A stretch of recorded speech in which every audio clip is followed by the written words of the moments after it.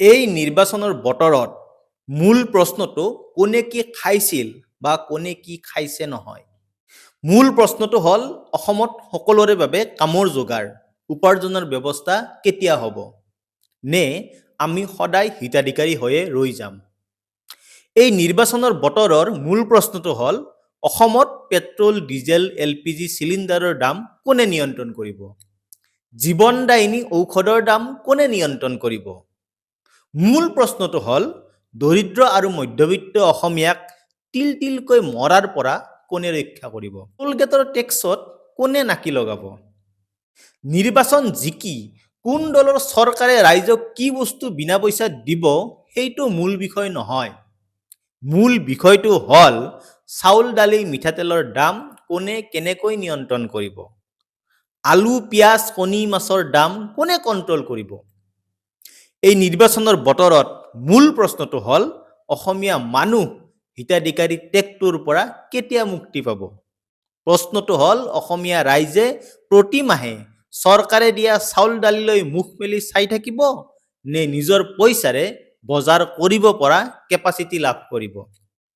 এই নিৰ্বাচনৰ বতৰৰ মূল প্ৰশ্নটো হ'ল ৰাইজক আত্মসন্মানেৰে জীয়াই থকাৰ অধিকাৰ কোনে নিশ্চিত কৰিব? এইবাৰৰ নিৰ্বাচনত কোন দলে চৰকাৰ বনালে কিমান টকা হিতাধিকাৰী মহিলাক দিব? আমাৰ প্ৰশ্ন সেইটো নহয়। আমাৰ প্ৰশ্ন হ'ল অসমৰ বানপানী আৰু গৰাখহনীয়াৰ সমস্যা কোনে কিদৰে সমাধান কৰিব? নে এইবোৰ কথা প্ৰতিবাৰে নিৰ্বাচনৰ ইস্তাহাৰখনতেই ৰৈ যাব?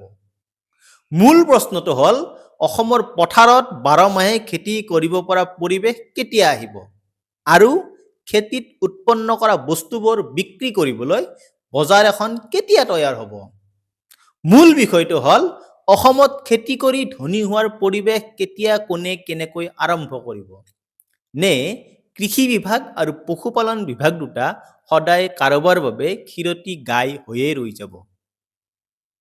এই নিৰ্বাচনত কোন পাৰ্টীয়ে চৰকাৰ বনালে নিবনুৱাক কেইটকা দিব সেইটো আমাৰ প্ৰশ্ন নহয়। আমাৰ প্ৰশ্নটো হ'ল বজাৰখন কোনে সৃষ্টি কৰিব?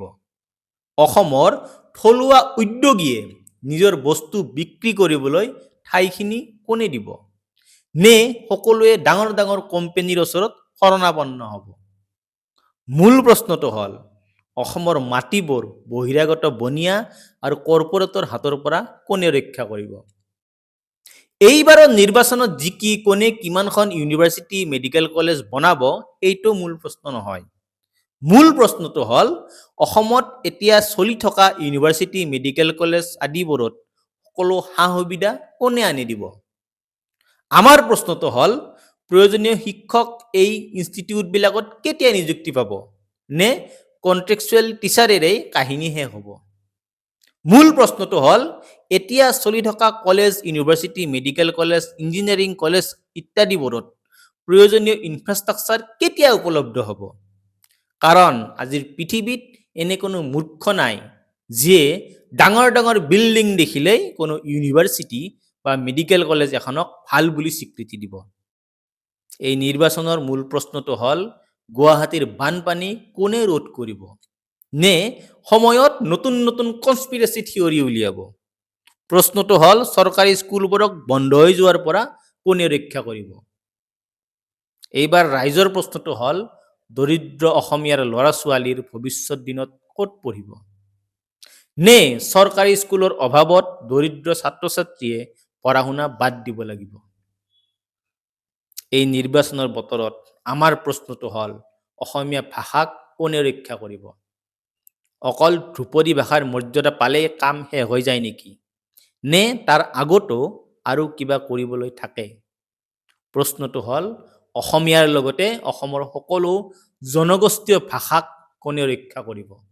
নে এইবোৰ কথা কেৱল ভাষণবাদীতেই শেষ হৈ যাব? এই নিৰ্বাচনৰ বতৰত আমাৰ প্ৰশ্নটো হ'ল যোৱা 5 বছৰত বহুকেইজন MLA মন্ত্ৰীৰ পৰিয়ালৰ সম্পত্তি কিদৰে আৰু কেনেকৈ বাঢ়িল? তাৰ উত্তৰ কোনে দিব? ধন্যবাদ।